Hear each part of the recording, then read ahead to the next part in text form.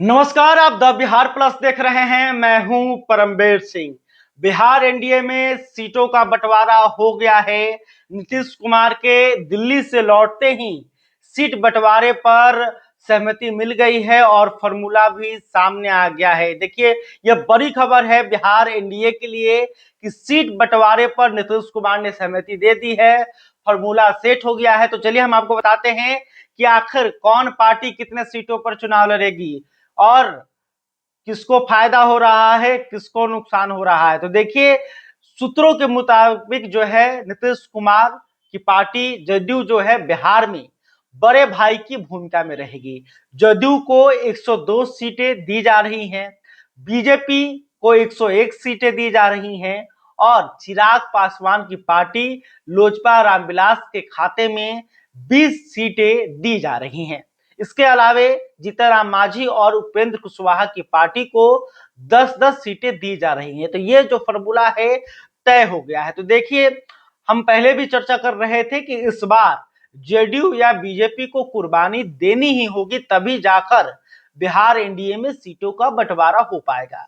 तो देखिए, जदयू के साथ साथ बीजेपी ने अपनी कुर्बानी दी है, सीटों की संख्या उन्होंने कम कर ली है और कम सीटों पर दोनों ही पार्टियां चुनाव लड़ने को राजी हो गई हैं। यानी कि 102 सीटों पर नीतीश कुमार की पार्टी जदयू चुनाव लड़ेगी और 101 सीटों पर बीजेपी के उम्मीदवार होंगे। चिराग पासवान को लेकर लगातार चर्चा हो रही थी कि चिराग पासवान एनडीए से नाराज चल रहे हैं। चिराग पासवान 40 सीटों की डिमांड कर रहे हैं। तो देखिए, चिराग पासवान को नीतीश कुमार के कहने पर बीजेपी ने मना लिया है और चिराग पासवान जो है 20 सीटों पर मान गए हैं और 20 सीटों का ऑफर जो है उसे चिराग पासवान ने एक्सेप्ट कर लिया है। इसके अलावे उपेंद्र कुशवाहा जो कि नाराज चल रहे थे, कहा जा रहा था कि उपेंद्र कुशवाहा 4 से 5 सीटों पर चुनाव लड़ेंगे, लेकिन कुशवाहा ने कहा भी था कि 4-5 की जो बातें कर रहे हैं वो सरासर गलत है। और उपेंद्र कुशवाहा भी नाराज इसलिए थे क्योंकि लोकसभा चुनाव में उनके साथ बहुत बुरा हुआ था। वो लगातार भी करते हैं कि हम जो चुनाव हारे कुछ गद्दारी के कारण हारे।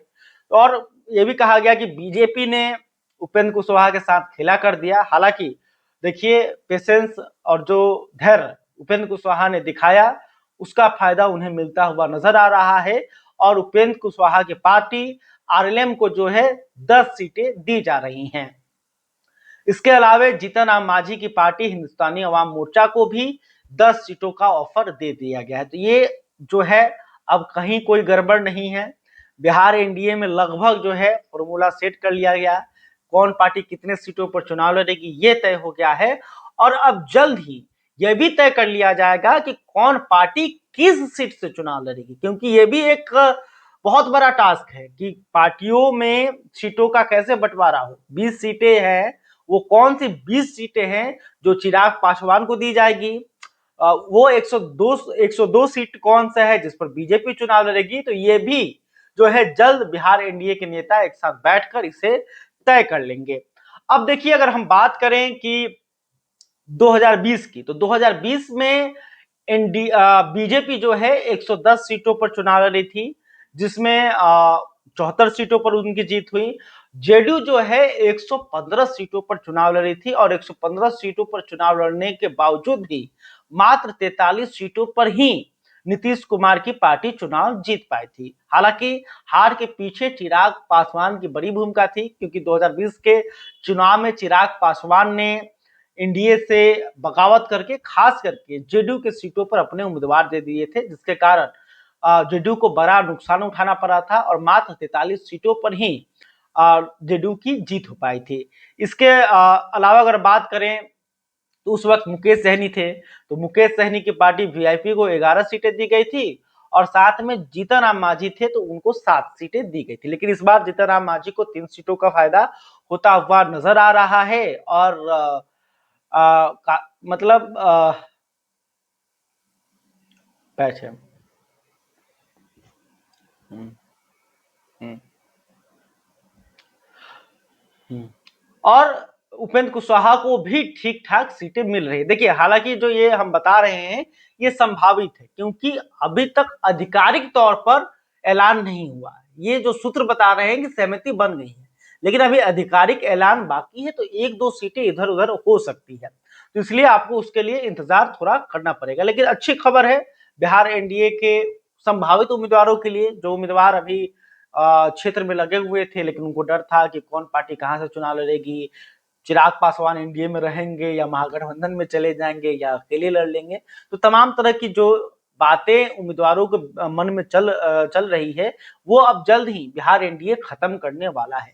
तो इस चुनाव के रेस में एनडीए जो है अभी महागठबंधन से एक कदम आगे बढ़ता हुआ नजर आ रहा है।